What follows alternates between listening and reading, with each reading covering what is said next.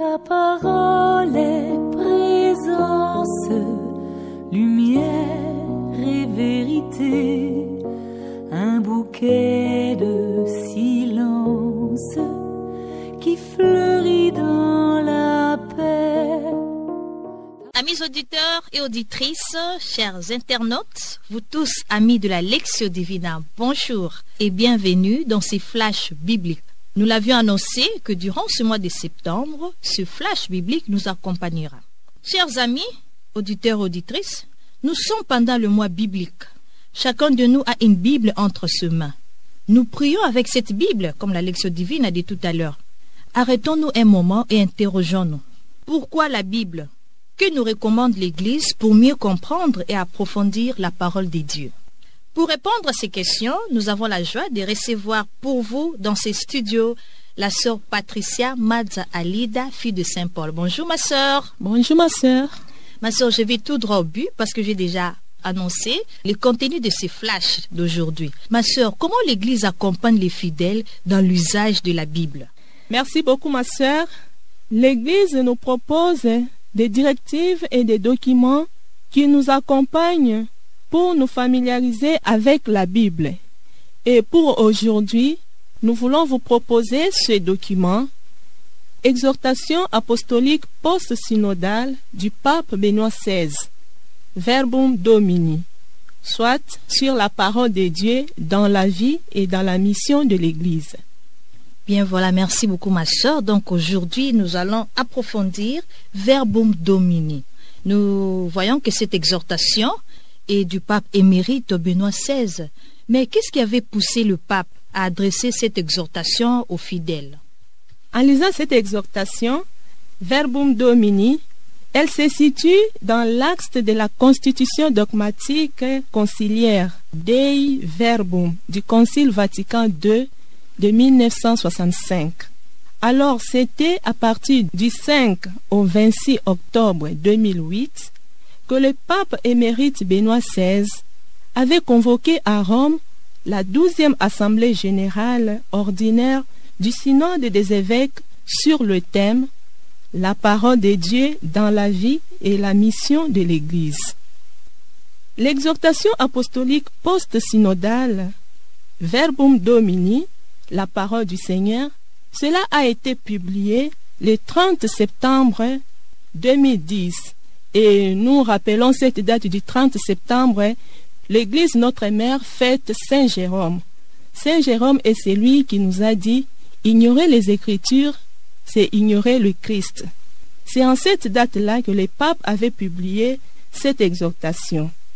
Et dans cette exhortation, elle reprend les réflexions élaborées à l'occasion du synode et donne quelques lignes fondamentales pour une redécouverte dans l'Église de la parole de Dieu, laquelle poursuit le texte est source de renouvellement constant. Ça, nous le trouvons dans le numéro 1 de Verbum Domini. Voilà un peu, ma sœur, ce que je pouvais répondre à nos amis qui nous écoutent en ce moment. Oui, ma sœur, vous avez parlé de Dei Verbum, mais je les mets entre parenthèses. Durant ces mois, nous aurons aussi à l'approfondir. Donc, Verbum Domini, les documents que nous avons entre nos mains, c'est le fruit d'une assemblée. Et cela traduit aussi les soucis de nos pères dans l'Église pour accompagner les fidèles dans l'approfondissement de la parole. Quelles sont alors les grandes lignes de ces documents? Oui, ma sœur, ce document est très riche. Je peux vous dire que il comprend 3 grandes parties fondamentales. Dans la première partie, du numéro 6 au numéro 49, c'est intitulé « La parole de Dieu » ou « Verbum Dei ». C'est une réflexion fondamentale qui souligne l'identité de la parole de Dieu et du Christ. Le Christ est la parole définitive que Dieu communique à l'humanité. C'est ce que nous dit ce document au numéro 11, Verbum Domini. La deuxième partie, ça prend du numéro 50 au numéro 89, Verbum in Ecclesia, c'est-à-dire la parole dans l'Église. Cette partie souligne la dimension ecclésiale de la lecture et de l'interprétation de la parole de Dieu. et elle présente la liturgie comme le contexte privilégié d'une juste écoute et d'une juste interprétation de la parole de Dieu. L'Église ne vit pas d'elle-même, mais de l'Évangile. C'est ce qui nous dit cette deuxième partie de l'exhortation. Enfin, la troisième partie, qui prend du numéro 90 au numéro 124, Verbum pro mundo, c'est-à-dire la parole pour le monde.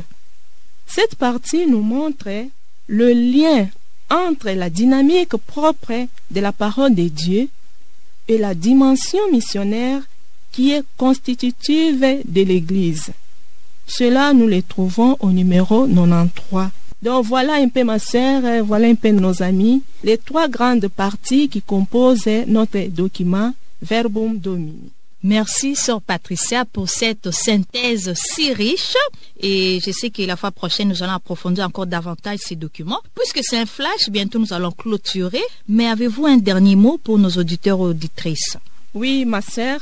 Moi, je pense, après avoir suivi un peu ces grandes parties de ce document, ce que je peux dire à nos amis qui nous écoutent en ces moments, nous sommes au mois de la Bible, comme vous l'avez déjà annoncé. Le mois de la Bible, et nous voulons demander à tous ceux qui nous écoutent de nous approprier de la parole de Dieu, de la Bible. Que chacun de nous puisse avoir sa Bible dans sa maison, sa Bible personnelle, afin de connaître Dieu, afin de connaître Jésus qui nous parle dans cette Bible. Et rappelons-nous aussi toujours de Saint Jérôme, que nous avons déjà dit, ignorer les Écritures, c'est ignorer le Christ. Nous sommes appelés à connaître le Christ à travers cette parole de Dieu, à travers la Bible. Approprions-nous de cette parole, approprions-nous de la Bible, ayons l'amour de procurer cette Bible pour qu'elle soit un élément fondamental dans notre vie, dans nos maisons. Bien voilà, merci beaucoup, Sœur Patricia, amis auditeurs, auditrices, chers internautes, nous sommes à la fin de ces flashs bibliques et le rendez-vous est pris pour la semaine prochaine. Bien avant cela, un petit résumé pour les flashs d'aujourd'hui. Nous avons la Bible entre les mains, nous sommes appelés à la lire, mais lisons également les directives que nos pères dans l'Église nous proposent. Pour les cas aujourd'hui, nous avons Verbum Domini que vous trouverez dans toutes les meilleures librairies. C'était la sœur Anne-Marie Tkanda au micro. Merci et à la fois prochaine. Ta parole est présence, lumière et vérité, un bouquet de silence qui fleurit dans la paix.